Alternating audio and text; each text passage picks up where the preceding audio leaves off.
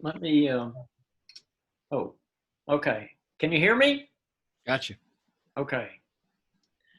Let me just, oh, okay, now I'll do this. Play first. Nope. Oh, wait. Okay, technical issues. Okay. This, Y'all take your time. We'll get it. Yeah, go back to that. Yeah, now click share screen. and then push play, right? There you go. This? Yep. Okay. Okay, but how do I get rid of the? All right, you're there. There we go. Perfect. Ta-da! Are we there now? Yep. Okay. So that was a good introduction, and well, that sums up my talk. Not really, but that's I grew up in East Texas. I was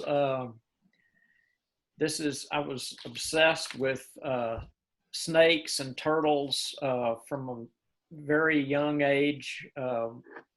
This is me and actually almost exactly 60 years ago.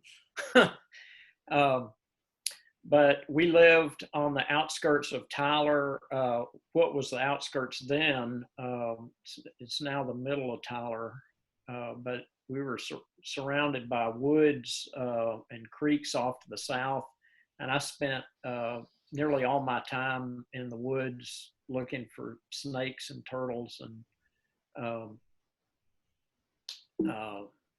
let me, that's not working. And running around barefoot. Yeah. Soles of my feet were like iron. No, it's not working. Uh-oh. Okay. Let me see. How do we do that? Trying to go to the next slide. There we go. Got it. Anyway, 60 years later, I'm still catching snakes and putting them in my artwork. So when I was growing up, as I said, I followed creeks, and East Texas was beautiful at the time. It still is in places. This was before the development in Tyler, and as I was growing up, I watched all the woods get bulldozed, and which was disheartening. But as far as the information we had back in the 50s, there wasn't any internet, and there were very few books that gave us information, especially on snakes, which was my main interest. This little book was my Bible when I was 6 or 8 years old, until I was older and found the Peterson Field Guide. But this had these fabulous illustrations by James Gordon Irving, which I think really influenced me as an artist. I would sit and draw these things when I was young. Anyway, so the East Texas landscape, even the wild parts, we didn't have pristine wilderness that I was exposed to. So scenes like this were something I saw in books and was as alien to me as science fiction. Although I did see a wolf one time in the Nueces River bottom in East Texas.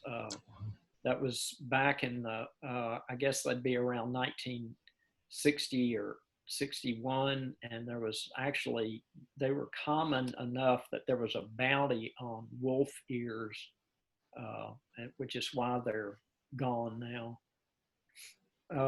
So looking for snakes, as most herpetologists know, the best place to find them is under tin and boards like this. So these are the kind of landscapes I was experiencing in East Texas. And why Don't do it.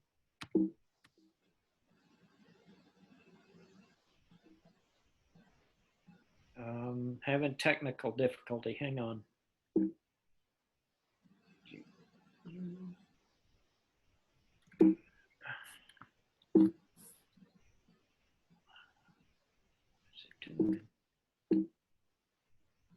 What'd you do last time to fix it? Well, it just started working. Okay. Oh, There it is. okay.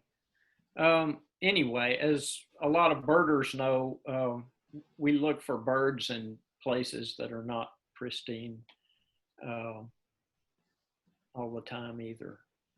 Oh, that's what I do. So, hey, Bill, call out the birds and the snakes' names oh, when I'm they sorry. come up. That bird, that's a black-necked stilt, and that's down on the lower Nueces as it goes into the Nueces Bay. You'll see more of that later. So I studied art at the University of New Mexico and the Kansas City Art Institute, and I spent a summer in Italy at an art school there, and really became focused with early European art and figurative art primarily.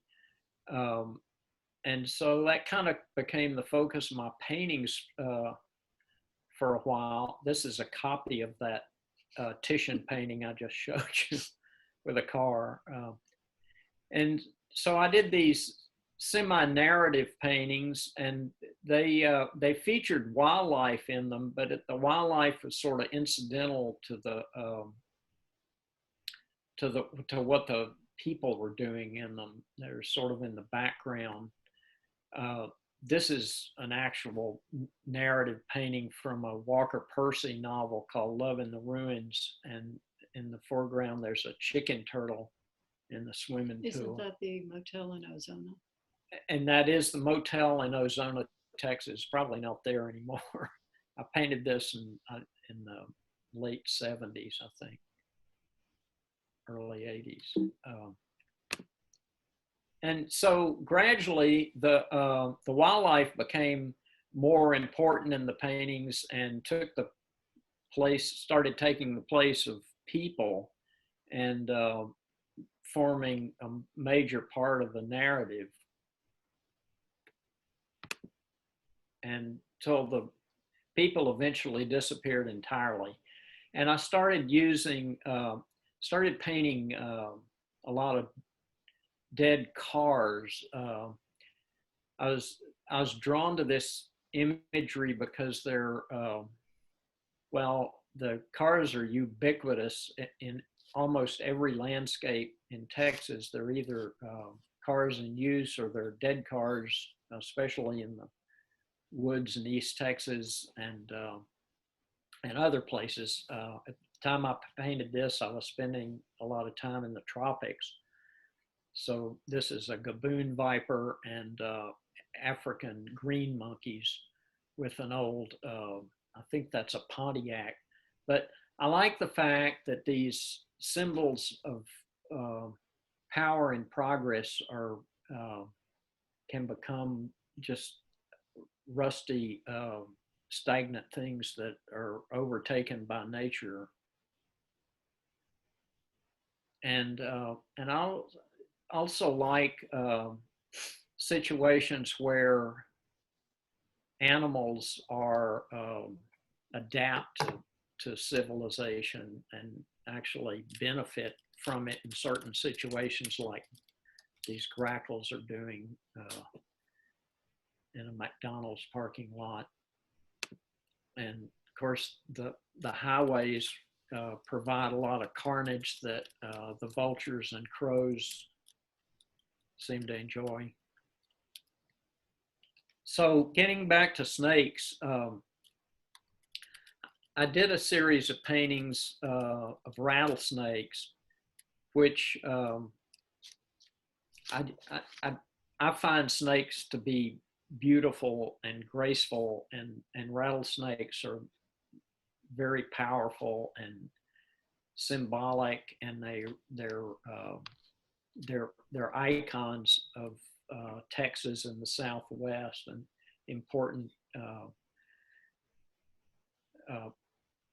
part of the fauna. So I actually, these are snakes that I use for models, or snakes that I've actually caught and photographed and worked, in some cases even raised. This is rural Texas. Actually, central Texas and Elgin have a lot of western diamondbacks, as most of you probably know. This is West Texas. And this is, I've always done etchings, and this is a blacktail rattlesnakes. I haven't been doing them much in the last few years, but I've used to do etchings as much as paintings. So my early work is etchings a lot.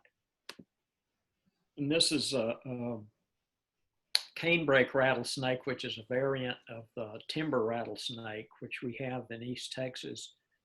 And this was the cover of a herpetology book called A Biology of the Pit Vipers.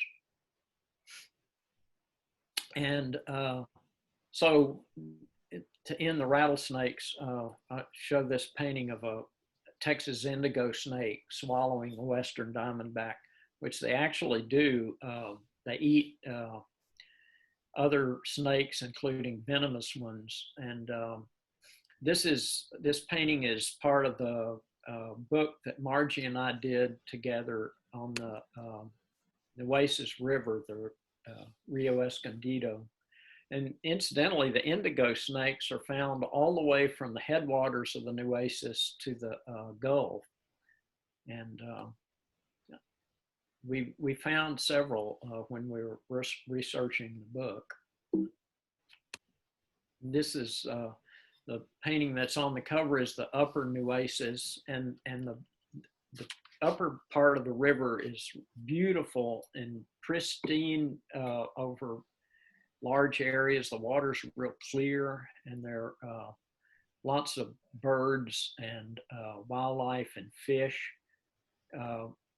You have, this is up in the left corner is a sailfin molly, and then the Rio Grande cichlid, and a red ear sunfish, and a musk turtle. The musk turtles were not common. In fact, the one we found in the 90s may be a county record because we didn't find any since then. I found out later they're not recorded from that county. Another thing, I painted this after I was fly fishing on the upper Nueces and saw a bittern eating a leopard frog, which was a wonderful thing to see. These are American bitterns. And moving on downstream into South Texas, there's a series of lakes down near Carrizo Springs that are sort of oxbow lakes from old river channels. And there's one called Espantosa, which has early legends that were written about by Berlandier back in the 1800s. And the legends were that there was some monster in at the lake that had devoured people and whole wagons of travelers. And so I speculated that was a big alligator, or probably a lot of alligators. That's why I put this sinking canoe in the background. And this is an actual alligator.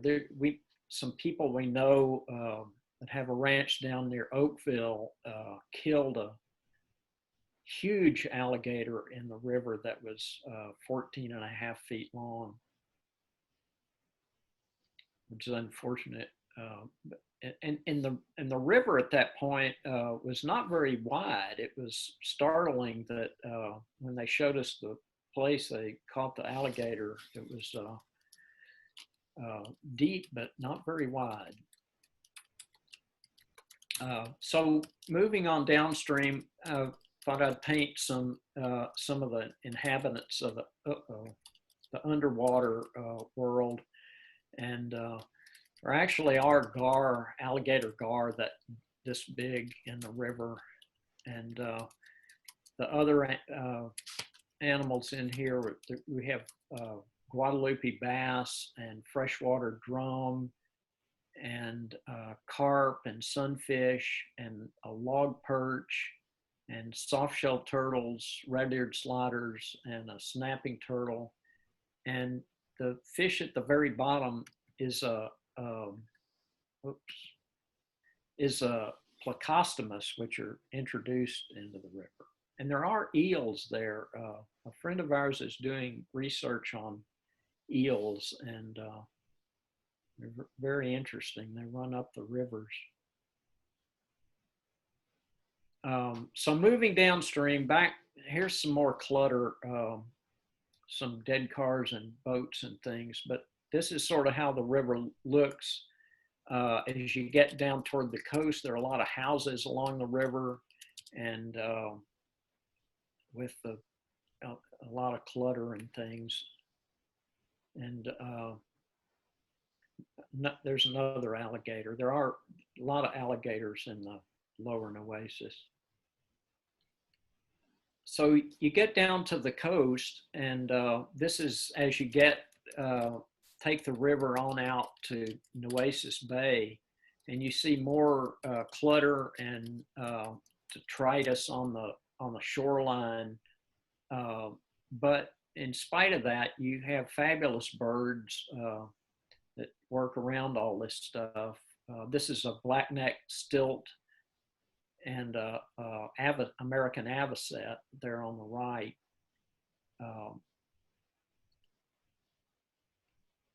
Moving on down to Nueces Bay, this is a long-billed curlew, and the refineries of Corpus Christi in the background. Interesting story about this. When I was down there taking photographs, researching the book, I drove down the road that goes through all the refineries, and I was stopping and taking photographs, and a guy came running up and said, "You can't do that. You have to delete all those." And I said, "Why?" He said, "The harbor master will arrest you and take your camera if he finds out." It's apparently, I don't know if that's true, but there's apparently a security thing. So I told him I hadn't taken any, moved on. So anyway, that's the end of the Nueces photo paintings. I kept doing a few more paintings of birds at the coast, and I put a burning boat in this one because I liked the way that smoke was going across that refinery. I started doing some paintings of smoke in different situations. And here's a couple of more recent paintings. This one more dead car. This is a West Texas version with a jackrabbit and a red-tailed hawk. And then here's a Central Texas painting of a roadrunner with a coral snake underneath.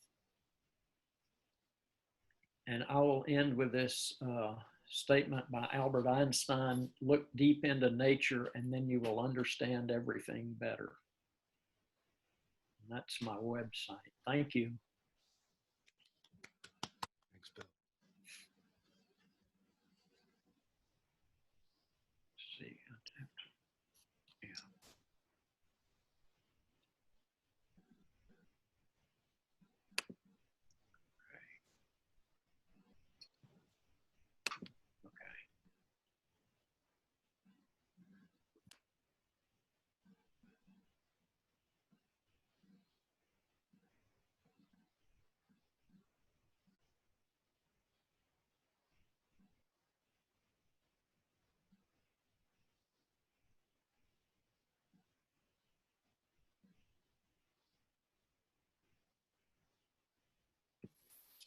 Okay, can you hear me?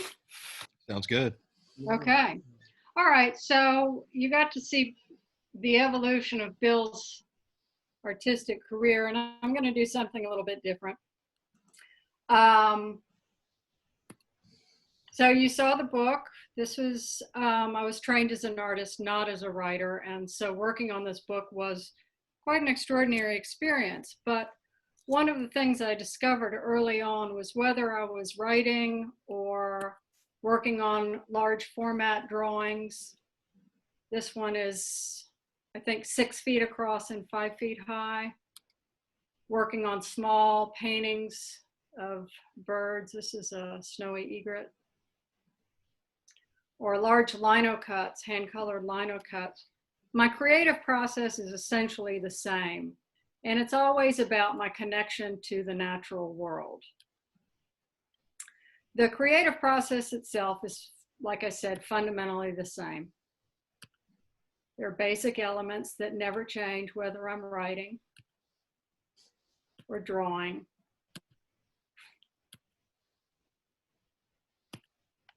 And one of the most important things that I do is I go out and I walk. And I carry a camera and I carry notebooks. And I use the camera not to take photographs, because taking photographs requires a different kind of way of looking at the world. I take snapshots, which are just visual notes of everything that I'm seeing. And at the time, I'm writing down this sort of stream of consciousness, notes that are observations, ideas, questions. And when I get back to my studio later on, I will sit and write or draw and kind of do a mental download of everything that I've learned and I've thought of. One of the things that's really important is that all of this comes from my physical experience of being in nature. So when I'm out, I don't really draw or paint outside. I'm not a plein air painter. I really work in the studio because it's too distracting. I'm too busy when I'm outside enjoying being there. Art and writing for me both depends on a strong sense of the physicality of where I've been in a place in time. So that means I'm paying attention to all the sensory details of what do things smell like, taste like, what's the temperature. And I really believe that those elements not only inform my writing, but inform my artwork. And so here I am. This is me in one of my happy times. This is one of our Nueces River trips where, you know, we just spent hours puttering up and down the river. And that's, like I said, one of my favorite things to do. Now, as I said, I work in the studio to create. And this is a photo that I took recently, and it is a total lie. It's a complete fabrication. This looks beautiful and organized. This is what my studio really looks like. Total chaos. You can see, I don't know how I do it. When I start working, I'll all of a sudden look up and realize that I have every cabinet and door in my entire studio open. I don't know why.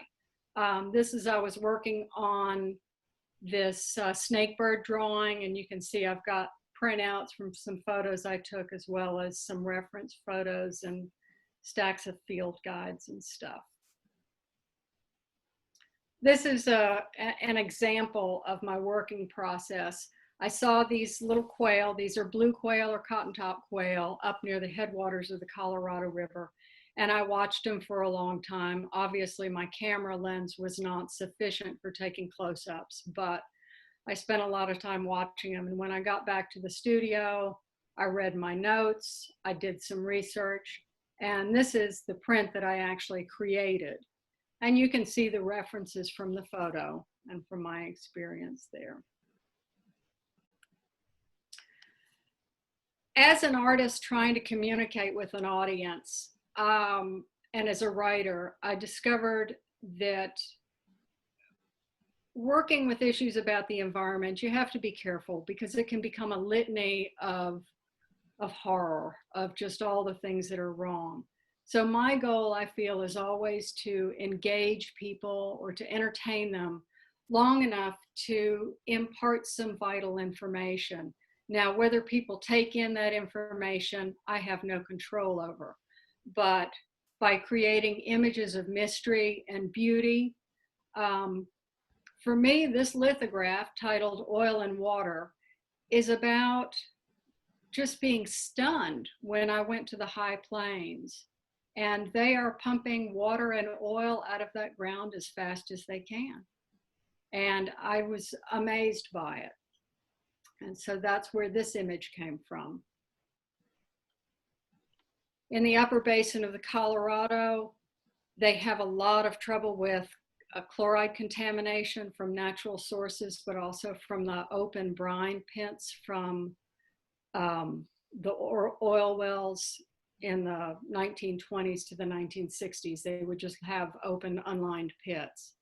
And so there are these beautiful mineral crusts everywhere. And so instead of just lamenting this pollution, I decided to try to create a beautiful image that would draw people in. So that's another tool. I have a quirky sense of humor. I just have to let it out sometime. This is titled Big Gulp. And sometimes you have to let the issues just take off. And so this was when I was working on the first image I showed you of the pump jack. It took about 40 to 50 hours of drawing to do that. And I worked on it for so long, I started hallucinating that the pump jack started moving and turning into creatures. And so as a break, I drew this. And for me, it's an analogy of what's happening in the Upper Colorado. But as I said earlier, one of the things that happens is you can create images with ideas that you want to impart to people, but ultimately what people take away is their individual response, and you actually have no control over it. So early on, I was doing these big charcoal drawings, which I really loved doing, and little houses started popping up in the landscape. And I was really interested in that. We just moved out to the country, and I was sort of fascinated by the way people would move to the country, and the first thing they do is put up a big security light right next to their house. And so I started doing these images that were kind of desolate landscapes, sort of environmental devastation with all this erosion and these odd little suburban houses. And, you know, I thought I was making kind of environmental statements in this kind of edgy and dark imagery. This one's after the flood. You know, there's the little cabin that nobody can get in or out. The fences are down, the roads eroded. And then one day a woman came up to me at a show and she said, "Oh, Margie, I just love your happy little houses.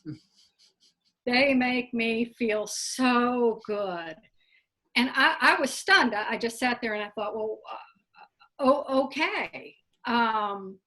Because that's not what I thought I was imparting.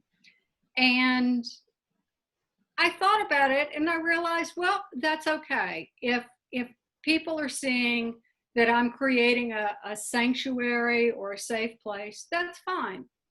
But I guess I did one too many happy little houses. And this is Inferno on Dumbwater Creek. I worked on this for weeks, and it wasn't until it was finished, my sister came over and looked at it and said, "Oh yeah, the A-frame fire." And I said, "What?" And she said, "You remember the house you lived in when you were 16 that burned down because there was no water?"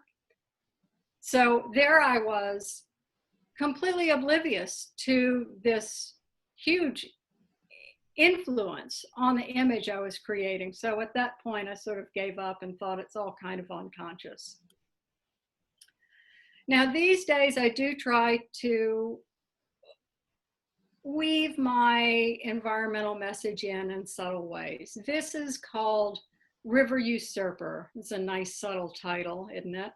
This is Georgia cane or giant cane. And what I wanted to do was create a piece of artwork that gave people who don't think about these things the physical impression of standing next to a stand of giant cane, which, as many of you probably know, is an invasive species that is destroying, taking over riparian habitat all along the Rio Grande, as well as the Pecos River, the other Colorado River in Arizona and California. All these arid streams have lost their native riparian vegetation to big stands of this cane. And so this is 7 feet wide by 8 feet tall. It was done as a tapestry so that it would kind of move in the breeze. And people liked it. Now, did anybody walk away saying, oh, an invasive species, I have to know more about this? I don't know. But the people who bought it were very intrigued by the premise behind it. Now, was that a motivation for them to buy it? I don't know. For me, this drawing is all about squandering resources and climate change. Other people have said, oh, cool, look at all the frogs and fish. Once again, I can create images that I feel have a specific message, but it's up to the viewer to determine what they want. And of course, those are all native species, and I did have a total blast drawing all those frogs and toads and tadpoles and bluegill and warmouth and you name it. This is one for my endangered species icons. I started doing very small decorative paintings. I took classes in icon writing from somebody who writes icons for the Greek Orthodox Church. And I learned egg tempera techniques as well as gilding techniques. And I'm interested in the way that we will take species like the black cat vireo, and it becomes a symbol, it becomes an icon of something greater and almost separated from its environment and habitat. This is the snake bird, which I saw down in Aransas National Wildlife Refuge. And it was on a natural gas valve. It wasn't as dramatic as this, but when I worked on the Nueces book, I was just stunned to discover how many natural gas lines and oil lines run through our national wildlife refuges and parks and beaches, and run all over the state. It's really quite extraordinary. And a lot of these are abandoned, and I don't know what's happening to them, how they're being recovered, or what will happen to them. This is Queen Cotton, which for me is all about, well, I could start talking and not shut up for a long time about cotton culture in Texas and residual levels of arsenic in the soil and rice farming and what is happening in the lower Colorado River Valley now that rice is being supplanted once again by cotton and other row crops. It's changed the entire ecosystem down there, and there will continue to be enormous demands for water. For those who don't mind a pun, this is a pyroloxia. This is In Vino Veritas. I'm a big fan of crows. This Paisano portrait, just, I love roadrunners.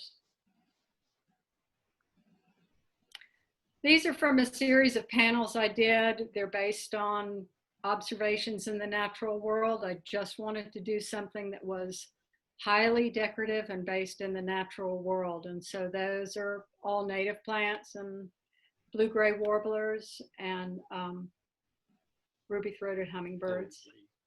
Yeah, a 24-karat gold leaf, yeah. Lots of gold, shiny. Here's a pair of my chickens, also with 24-karat gold. And these last are my series of little bird portraits, and these are all small. They're about 4 inches square or 5 inches square. And I do these not only because they bring me great pleasure, but because I feel like if I can give a viewer a moment of connection with another species, that eye contact you get with birds, that's worth it for me. And people are very fond of birds, as I am. So there's a Baltimore Oriole, black-necked stilt again, tree swallow. The stilt and the tree swallow both came from photos I took. I drove up the Central Flyway from Texas up to Manitoba, stopping at national wildlife refuges and wetland habitats along the way for the book I'm working on. Eastern bluebird, this was on our deck. And there I am, because all of this, of course, is in service of trying to save the planet, right? And that is my show.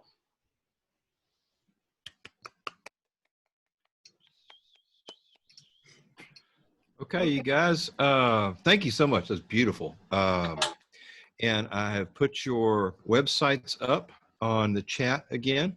I will try and put them up again if we get a lot of questions. You guys enter your questions. I want to go back very early. There was a question. Where did it go? It was something, how has y'all's, your work, read the question or something. It was from Ellen, and it was, have each of your styles influence the other? I feel like I see a bit of Margie in some of these. Do you want to answer that, Bill? Oh yeah, definitely. I'm big influence both ways. We at the end of every day, we talk about what we're working on and show each other pictures of things. And of course, the subject matter overlaps a lot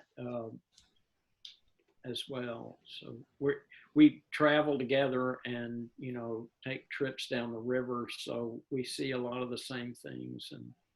And sometimes we fight over who's going to paint what. Nice. You can't paint that. I can. So, yeah. So, but it's, so we have common interests and we travel together so that there are a lot of common subjects. But as far as stylistically, we're both very interested in the craft of painting and the craft of making art. And so that is also one thing that people pick up is I'm not happy making a bird that doesn't look like a bird. It's just how I work. And Bill counts every scale on those snakes. It's just crazy. Good segue. Bill, Ellen Prediger wants to know what your favorite snake is. Oh, that's a hard one. I love rattlesnakes. I've always really liked them a lot. But, you know, ask me an hour later and I'd say that indigo snakes are my favorite, or boa constrictor. So I like them all, even the little garter snakes and earth snakes. You had early on in your presentation, you had a was it the hognose with its head all flattened out? Yeah. Fantastic snake. Another good one. Let's see, Carol Carolyn, could you guys talk about the cotton to rice and back to cotton again? Okay, so in the 1930s, Texas was a cotton producing state, and which is interesting to talk about in terms of racial issues and slavery in Texas. But in the 30s, cotton started dying out. And one of the reasons well, no, actually I lied. Cotton was still an important crop in Texas up until the 1960s. In fact, it was arsenic from cotton crops that caused the great fish kill in the Colorado River that Rachel Carson talks about in Silent Spring, that was Longhorn Dam down to the coast. So from all those years of cotton, there are huge quantities of arsenic. And my understanding from rice farmers and people who know is that the arsenic that gets absorbed by rice is from residual arsenic that's in the soil.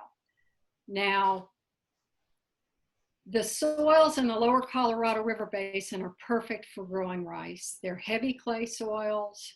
They work great. But rice requires a lot of water, a lot of fertilizer. Unfortunately, most rice farmers farm what they call farm out of a jug. They're using fungicides, they're using pesticides, they're using herbicides, and they're using fertilizers. Not too many herbicides because of the flooding, but because of water stresses on the downstream, because of city of Austin and upstream people need all the water, fewer and fewer farmers can afford to plant rice. Because of that, we're losing huge wetlands. There were originally wetlands in the lower Colorado River Basin. They were converted to rice fields. The wildlife, the birds said, well, we'll move there. That's fine. Now we're losing the wetlands. Ducks Unlimited is working hard. There are a number of people who are still farming rice primarily for waterfowl, but it's a dramatic shift, and it's going to have a continental impact on shorebirds as well as waterfowl. Thank you. I grew up rice fields in Alvin between Houston and Freeport. Yeah. Yeah, I hate to think what it's like around there now. Ellen's got another snake question. Okay. Y'all's favorite snake story. Oh, favorite snake story? I'll tell a story. Okay. So Bill, when we worked on the Nueces book, I think the whole reason he agreed to do the painting is because he'd get to go up and down the Nueces and he wanted to catch an indigo snake. Now, indigo snakes are big. They can get really big. 9 foot is not an exaggeration. They're these big black snakes. Because they eat other snakes, most farmers and ranchers don't kill them on sight. So we had looked and looked and looked for indigo snakes, and we were at Chaparral, what's it called? Wildlife Management Area? Yeah, Chaparral. And we'd been waiting for it to cool down. We were sitting by a little pond, and we got up. It was dusk. And we start walking, and we're walking through waist-deep grass. And Bill's in front of me, and I look down, and I see about 1.5 feet of black snake that's about as big around as my forearm. And I look down, and all I can say to Bill is, "Black snake!" And he says, "Indigo, grab it." Well, I grew up in Louisiana, and the idea of bending down and picking up a black snake next to a pond, my brain just froze. It's like, no, you do that, you're going to die. You pick up a black snake next to a pond, you're going to die. It's going to be a moccasin. So Bill is yelling at me to pick up the snake. I'm staring at it thinking, okay, I'm going to die.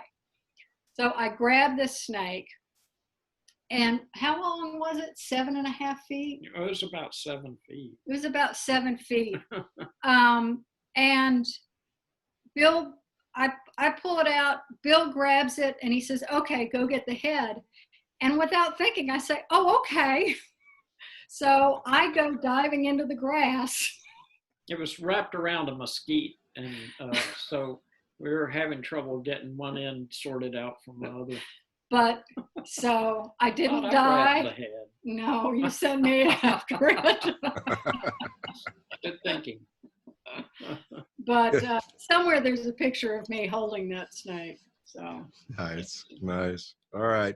And to carry on with the theme, Kate Mathis wants to know, have y'all ever been bitten by venomous snakes?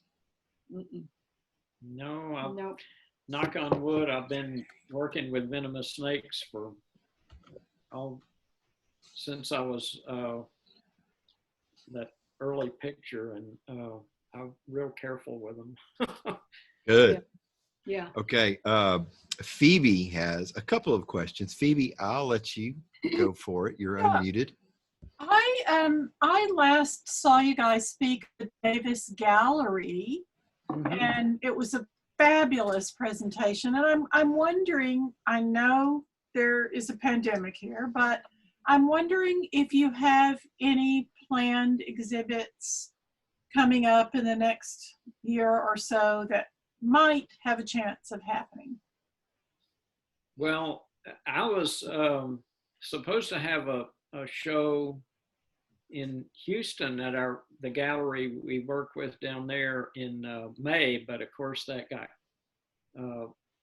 canceled and postponed, but it's supposed to happen maybe in the spring or maybe next, a year from the fall, or I don't know. But the thing we're doing right now, both of us, is we're doing paintings for the Texas State Parks Centennial, and it's not going to be for several years, but I think it's 2022 or 23, and there's going to be a big show at the Bullock Museum. There are 31 artists, each doing paintings of 2 parks, and so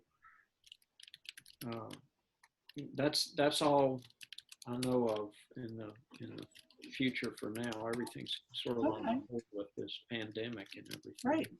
Right.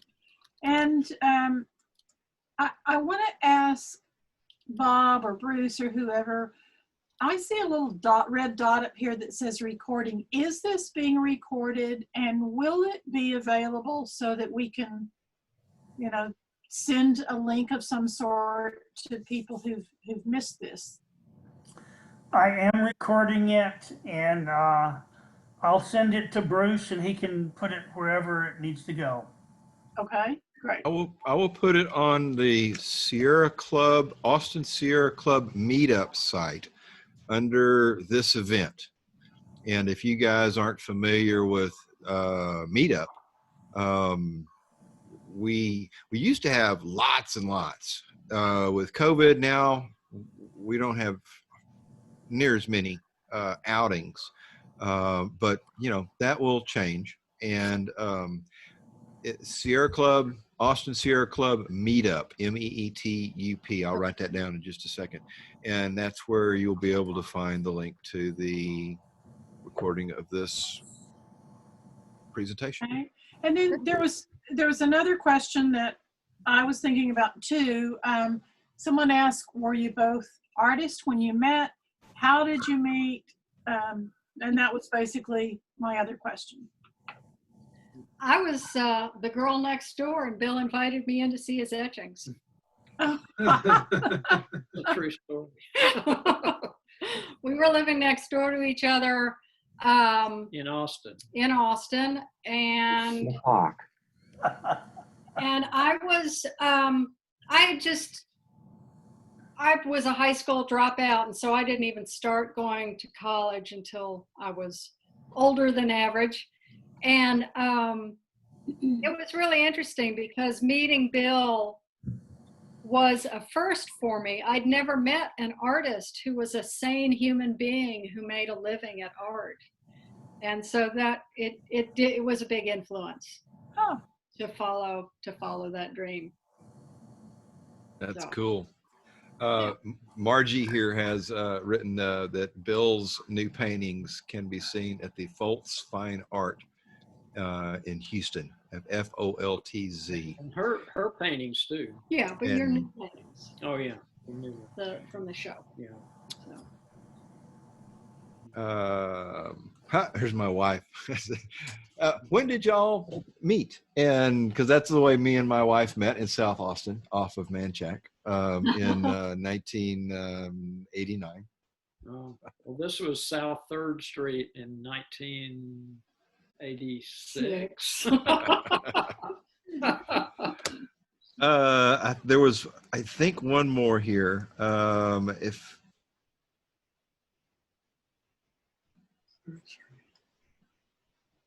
nope, the last one is going to be mine, unless somebody else has one more. It's just about time to end. What you guys got coming up? I mean, what projects, not what exhibits. What do you want to do? What is your? I keep looking at my big screen over here. Sorry. I know. What do you want to do? There was one I did miss, the one I was remembering. Are you getting out any now? And then to end things, unless somebody comes up with another one, what's on your wish list? What do you want to do next? Go to West Texas.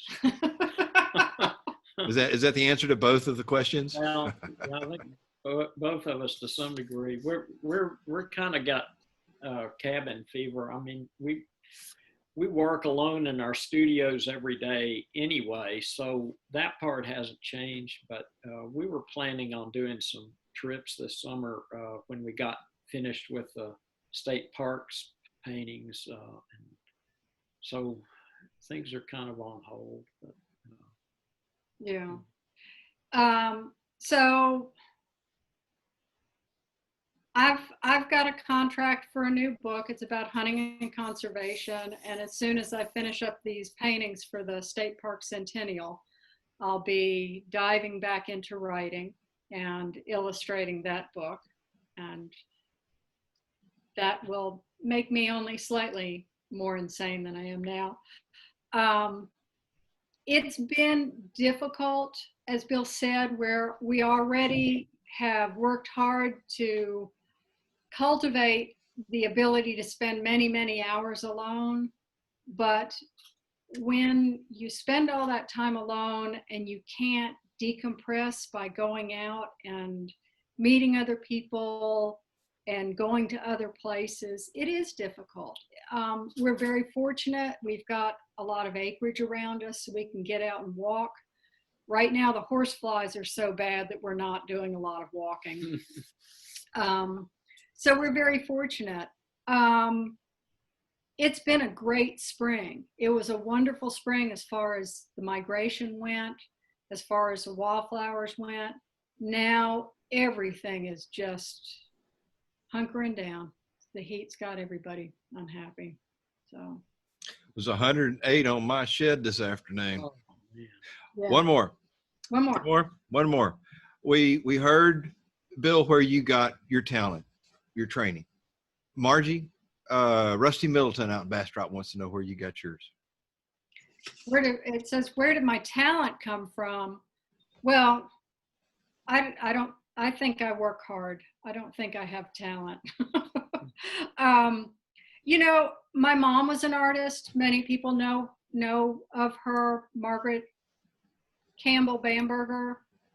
And she was an artist when I was a child, and she never followed that dream, but what she did with environmental education sure was a fabulous thing.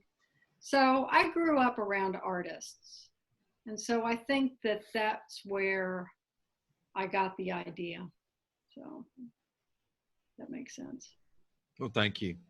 And we do thank you so much for spending the evening with us. It's been a real joy to see your paintings and, you know, a real change in our evening entertainment. Okay, I have one question for Bruce. Are you underwater? A beautiful pattern on the ceiling above you. This is my engineering, photography, and music studio. Wow. Wonderful. ClimateDiscovery.org. This is where the band does all the soundtracks for my film work. Wonderful. And that is I love just that light show, music studio, light show. Right. Cool. All right. Thanks, y'all. Thank you. Thank you, guys. Thank you. Thank you. Bob, you want to open everybody up for some pandemonium? Yeah, but people, I think, need to unmute themselves. Yes. All right, everybody, you can talk all at once. Oh, and Lloyd Dog it next month, everyone. Yeah, that should be really good. Next month.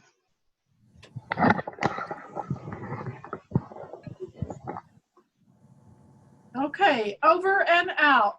Hello to everyone, and goodbye. Thanks for setting this up, Phoebe. Sure thing. Thank you. Thanks for the presentation. Good night. Thank you. Great to see your work. Enjoyed it. Yes. Here we go. Went very well, Bill and Margie. It really did. Thank you. You.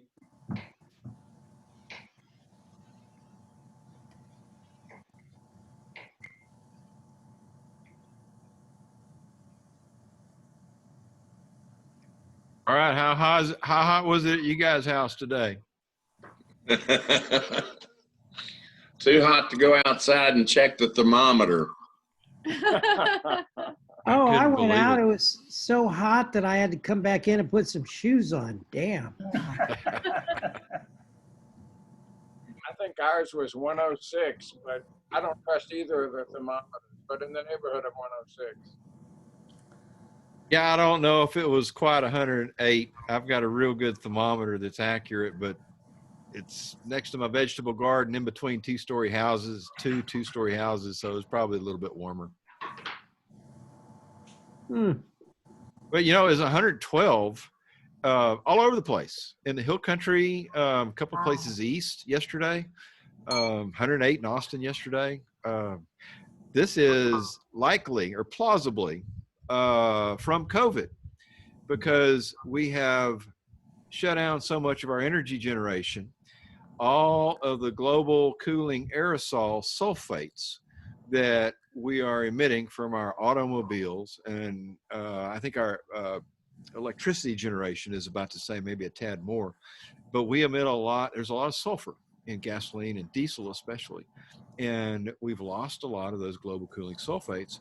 So there's this plausibility that because the sulfates only last weeks to a month or two at the most, so it's coming at the peak of summer heating, so it's real plausible that our summer temperatures aren't going to cool off a whole lot, even though they're telling us they're supposed to. Fingers crossed they do. It's abnormal. It didn't used to be this hot. Well, it's 108 was in the top 10 for Austin yesterday. Top 10 hottest. So It makes me warm just talking about it. I'm signing off. Bye, y'all. Bye-bye. see you, Jim. Bye. Hi, and bye. Hi, and bye, y'all. Bye. Bye. Enjoyed it. Margie and Bill, thank you guys again. Yes. All right. Y'all stay warm. Beats Yeah, being right. hot, right?